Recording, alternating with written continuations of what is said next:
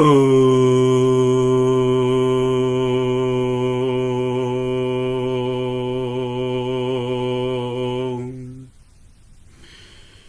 Shanti, Shanti, Shanti. Blessings be on the speaker, the one who would always speak the words of truth and the words of wisdom.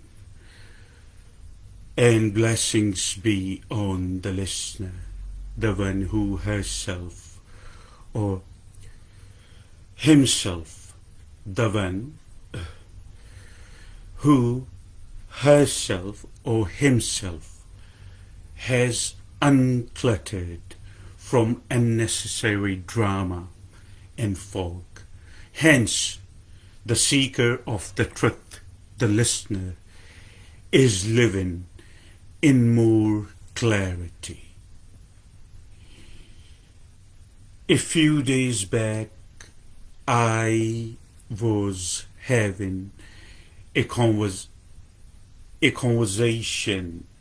with somebody. A few days back, I was having a conversation with somebody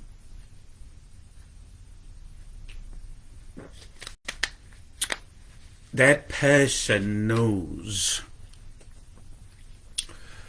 that Kriya Yoga and Kriya meditation is not something that I do as a hobby or part-time. Kriya Yoga and meditation is something which is my life, or in other words, it's a lifestyle for me.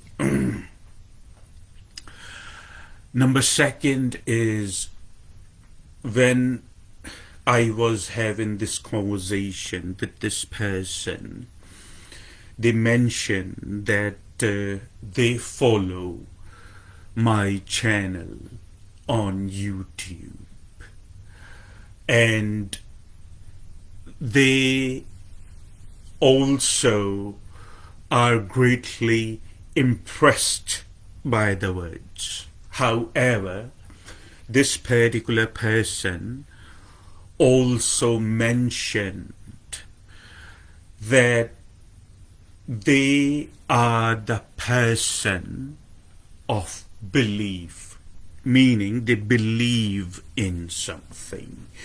And since they believe, they follow a particular religion. And then they inquired and asked me that what do I believe in. So I answered them first in a nutshell, and then I explained. After I inquired something to them, I explained my answer. But first I answer to their inquiry when they ask me that what do I believe in.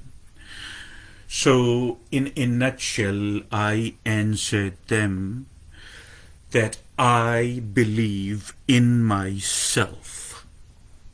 You see, because that if we zero down, or we focus, or we zoom in, we realize that in the end, there is the only choice that we have. I heard quite a while back somebody said, even when nobody believes in you, believe in yourself. So I actually responded to this particular statement that believing in yourself is, in the end, is the only choice that you have. It's not that it's an option. It's basically the only choice in the end that you have, that believing in yourself. Number two, I explained to them that believing in yourself does not, believing in yourself does not require any effort. You see, there is no effort here, there is no friction here, there is absolutely and absolutely no distance here to believe in yourself. You see, you cannot deny your own existence at any given moment. You understand what I'm saying? It's not possible for anyone to deny their own existence. So believing in yourself is totally effortless. So I told them that this is number one, that I believe in myself, because I know that in the end, for number one, in the end, that's the only choice we have, to believe in ourselves. Number two, it's not possible for an individual or for me to deny my own existence. You understand what I'm saying? For example, I would give you an example, and then I would elaborate that why it is necessary for this conversation, why it is necessary that, why this message, the very message I'm delivering right now, why it is so necessary. We'll get to that. But you understand the answer I gave them, that what do I believe in? So I told them I believe in myself, because there is no distance here, there is no effort here, there is no friction here. No matter how hard one tries, one cannot deny their own existence. That's why believing in yourself is not only the only choice we have in the end, but it seems very natural, because one cannot deny their own existence. Now you understand how I am unfolding. So as I mentioned a few days back, the conversation with this person, they asked me, I gave them this answer. They said, my grandmother told me once, long time ago, years and years back, my grandmother told me that if you don't believe in anything, you might just about to believe in everything. Or if you do not believe in something along those lines, that if you do not believe in something, you might fall believing in anything, something along those lines. If you understand the statement is, if you don't believe at all, or if you don't believe in anything, then you may fall for anything. In other words, the grandma is saying that it's necessary for you to believe just for the sake of believing.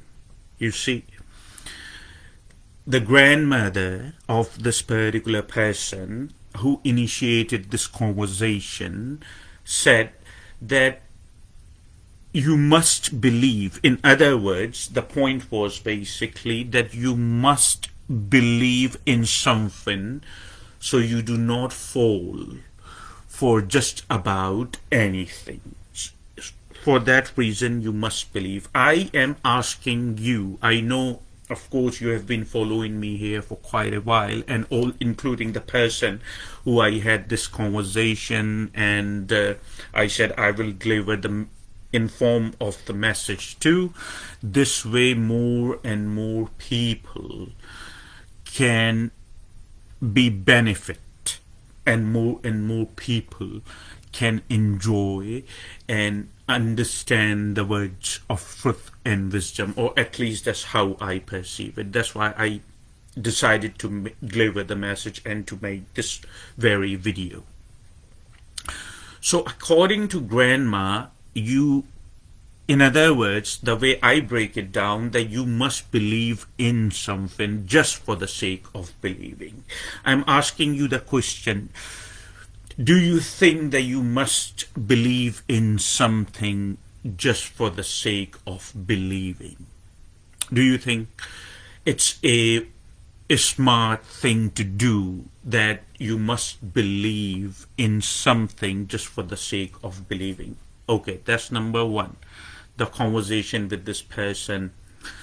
Number two, a few days back also, maybe just around the same time, I was briefly talking to a young lady, and I don't know what the topic of the conversation was, but this young lady said to me, gotta believe in something, right?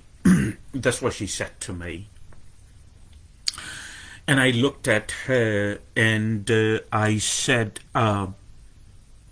with all due respect, no offense, but I absolutely and entirely disagree with you. You see, I told her that. I said, with all due respect, and of course there is no hard feelings, but I 100% disagree with you.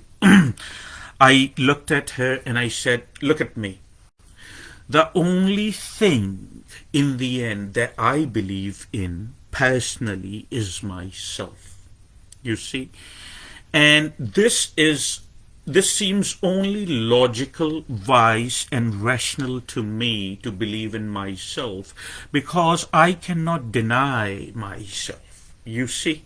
That's why it seems so natural and so wise to believe in myself, that I cannot deny myself. Then we went a little further. Now, going back to the previous conversation with the person who asked me the question, what do you believe in? Meaning, what do I personally believe in?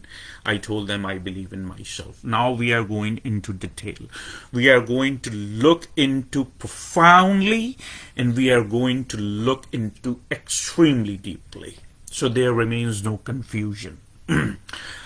I am asking you a question. If you want to find ever concrete peace and fulfillment in your life, is it necessary for you to believe in somebody outside of you in order to achieve concrete fulfillment?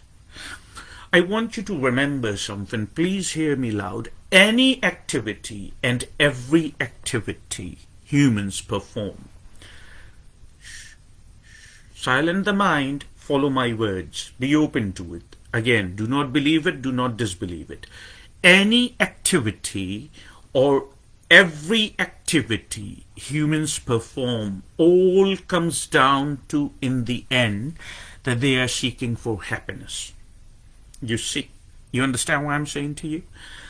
Any activity or every activity that humans perform, it comes down to, if you narrow the whole band of their activities, it comes down to, on a very simple thing, they are looking for happiness. They are trying to look happiness in different relationships. They are trying to look for happiness by traveling. They are trying to look happiness by making new friends. They are trying to look for happiness by forming a family. They are trying to look for happiness in bodily pleasures. They are trying to look for happiness in gossips. Unfortunately, they are trying to look for happiness in substances and alcohol. They are trying to look for happiness or some type of peace in food and different type of addictions. You understand? Humans are looking for happiness in all the activities they perform. It comes down to, in the end, they are looking for happiness. So even when they are believing in something, ultimately they are looking for happiness or some type of internal peace, isn't it? Somebody is believing in God, somebody is following a particular philosophy, somebody is following a particular religion. In the end, if you zero the band of their search, it comes down to they are looking for happiness or some type of internal peace. No matter how hard you look at it, it's a fact. It's true. And you know it. Profoundly you know it. So in the end, the search is coming down to a person is looking for happiness even when they are believing in something outside of themselves. It can be a God, it can be a particular religion, it can be anything outside of themselves, but it's still in the back of their mind. They are looking for happiness and they are trying to find some peace in their lives. Now, my question to you is, can you find any type of happiness or can you find any type of peace by believing in something outside of yourself? This is the question one must. I'm not even using the word should. I'm using the word must. This is a question one must ask once at least in their life. Is it necessary for me to believe in something outside of myself in order to achieve internal peace or happiness? In other words, do I think the internal peace or concrete peace or happiness or fulfillment resides outside of myself? That, in other words, you see, it comes down to that. So the answer to that is no. It's a very small, it's just one word. You see, it's just one word. The answer is no. See, I am a mystic. I experience life firsthand. Hence, I experience God, happiness, fulfillment all the time within me. And as I have told you in numerous messages before, that I am very old. And I have been in numerous countries. I have traveled quite a bit in my life. I have seen different type, different form, different features of life, how it is happening in different cultures, in different societies. I've seen quite a bit. If you invest or if you have an intention to find peace, happiness, and you travel or you believe in something or you go to other places, the answer to that is you cannot find happiness at all, anything outside of yourself. You can find timely happiness. You see, you can find timely happiness. When one drinks excessively alcohol, they find timely happiness. Then happiness fades away. People who believe in a particular religion, philosophy, or faith, their happiness is also timely. You know, sometimes they are happy, sometimes they are not happy. Almost like bipolar. I have seen that also. It's not a fictional, and it's a fact. It's the living experience of other people that I see. So if you are seeking happiness outside, that happiness is not concrete. I mentioned the word fulfillment in my previous messages and the videos. Fulfillment is an English word, and the common acceptable definition of this particular word is, after that, there is no search for happiness or peace is necessary. That's fulfillment. When you believe in yourself, that is the key and the foundation to fulfillment. Because believing, again, as I am mentioning over and over, believing in yourself seems only natural and it's effortless because one cannot deny their own existence.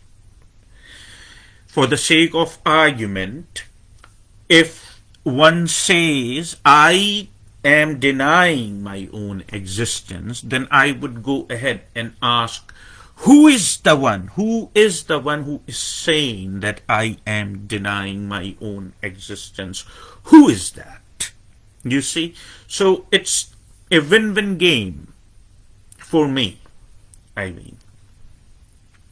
Because it's not possible, according to the nature and the laws of cosmos, it is not possible to deny your own existence. So now you understand that why I am delivering this message in form of video too. Number two, the person I mentioned, the grandma, that person, when we say grandmother, somebody said, and I'm not saying it with any judgment, I don't judge, because it takes a lot of energy and it's a nasty human habit in which humans live in. However, I'm not saying it with any judgment, but there are sometimes things that need to be said very outrightly or upfront, or rather abruptly. Otherwise, you wouldn't have the comprehension, nor you can ignore it, because these things need to be said in order for your growth. So when I heard a few years back, somebody said, when we become old, we become wiser. You understand? You, all of you, do you understand? Somebody said a few years back, I heard, that when you become old, you become wiser.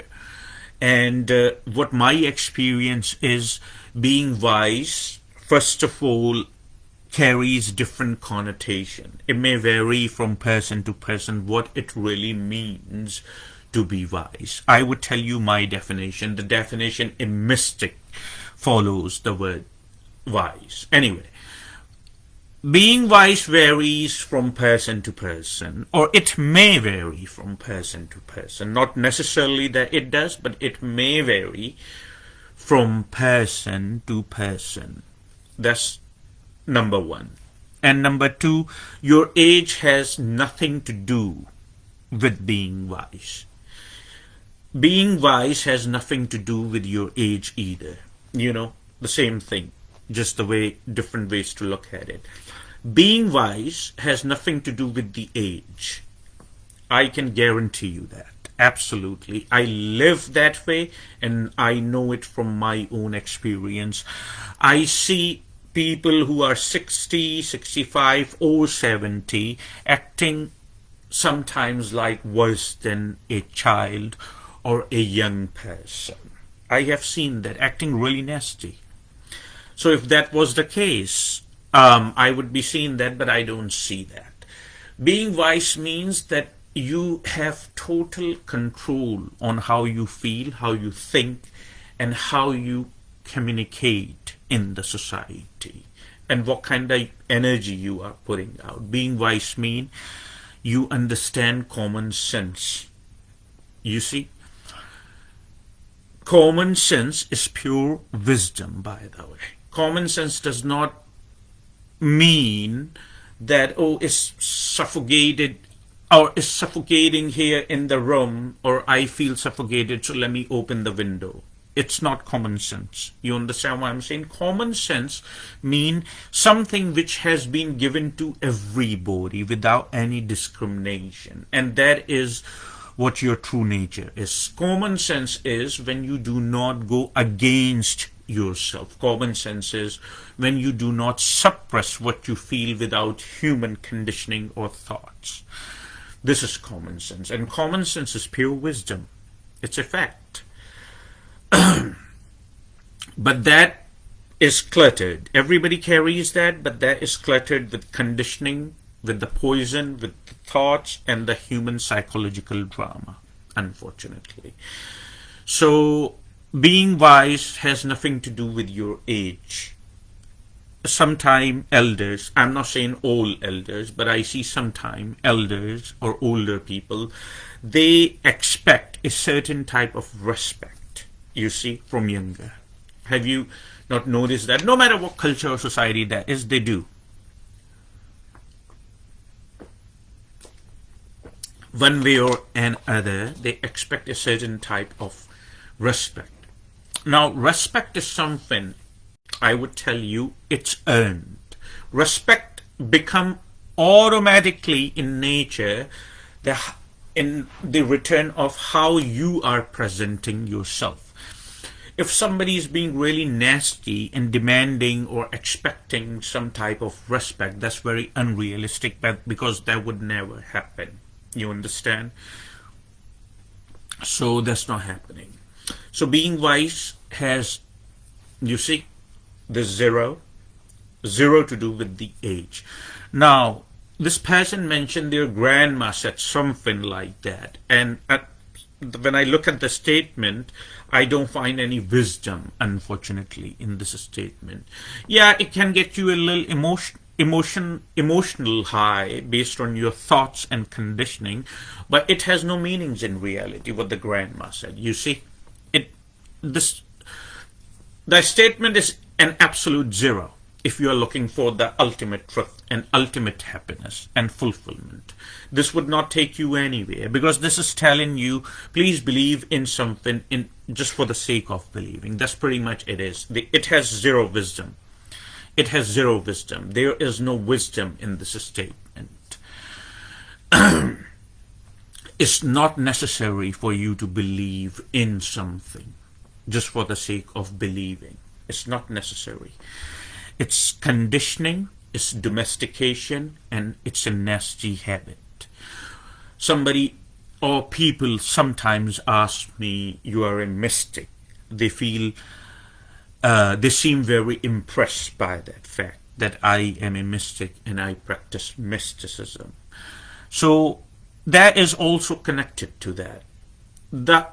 A mystic, the one who not believe but makes mysticism a lifestyle, is somebody who experiences life firsthand. You understand? There are certain parameters that you have to follow in order to function and be a good citizen, such as laws, because they are there for a reason. It's a fact. Common courtesies, manners in the society. Yes, of course, these things are there for a reason, and we follow because so we can function good in the society, and there is nothing wrong with that. You see, but mystic experiences life itself. A mystic realizes. A mystic does not live in a psychological drama. When I have to function in the society, when I have to work in the society, when I have to drive in the society, I have to follow certain rules, regulation, and laws. And that's absolutely fine and best and dandy. But when I am alone with myself, I don't have to carry a whole psychological drama of human conditioning and human domestication, because it becomes a nasty habit in form of thoughts. Then thoughts create that we gotta believe in something, and one thing starts another, and the next thing you know, that it has become a huge bowl of thoughts. And because every thought is connected to another thought. Remember, I used the metaphor of the rubber band ball. If you remember that in the past, I have used the metaphor of a rubber band ball. You see what you do. You wrap rubber bands on rubber bands over and over and over, and you wrap too many countless rubber bands, and you make a rubber band ball. And you have no idea now, or no acknowledgement, or no recognition that which rubber band is which. That's how it happens. The whole rubber band ball is right there. So that's what happens. when you bored on thought and when you started believing in something outside of yourself. The best way to achieve fulfillment, the best way to achieve concrete happiness and peace is when you are alone. Take off the psychological drama and the belief and do a personal, or not personal as much, excuse me, do an internal observation. You see, that's what you can also understand the initiation of meditation, if you understand what I'm saying to you.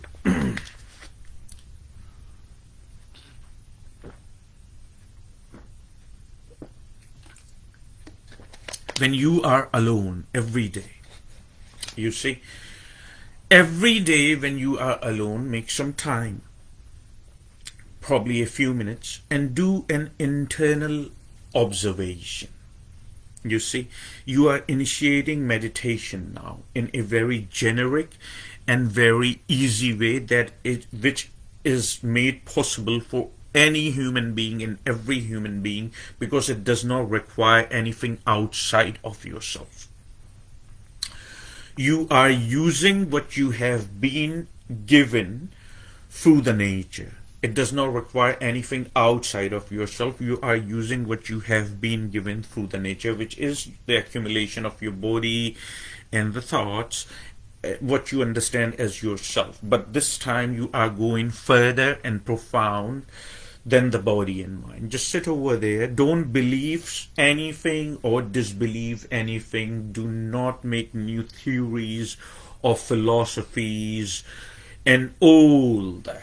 Is just an internal search or the observation. When you sit attentive with your spine erect, legs crossed, your palms relaxed and resting on your knees, just like this, do an internal observation. You see, for some time, you would realize that there are thoughts and then there are you. You see, you would realize that you are not your thoughts. Because if you were your thoughts, hypothetically speaking, which is not the case, but as I am saying, that if you were your thoughts, you would be changing with the thoughts and you wouldn't acknowledge or recognize the change in the thought. You see, but you recognize the change in the thought. You recognize profoundly. You understand? Do you really understand? Are you following me what I'm saying to you? You recognize the change in the thought. You do. You do. It's not possible to deny. That's hence you accomplish the thoughts are changing. There has to be, who is that? Or there has to be something beyond thought which is recognizing the change. If you were your thoughts, you would not acknowledge any change. You would be changing with the thought if you were your thought, but you are not, because you know very well that you are recognizing the thoughts are changing. And what you are trying to do when I say internal observation, you are trying to focus on what is that, which is acknowledging or giving you the recognition of changing of thoughts. What is that? That's where you bring your focus slowly. You don't go with the thought. You stay where you are. You see, and you focus on what is that which is acknowledging or recognizing the change in the thought. That's a brilliant, a fundamental way of meditation. It's very easy, it's very generic. It does not require any outside help. It's a tool I give usually to the beginners when they ask about the tools to initiate meditation and how to not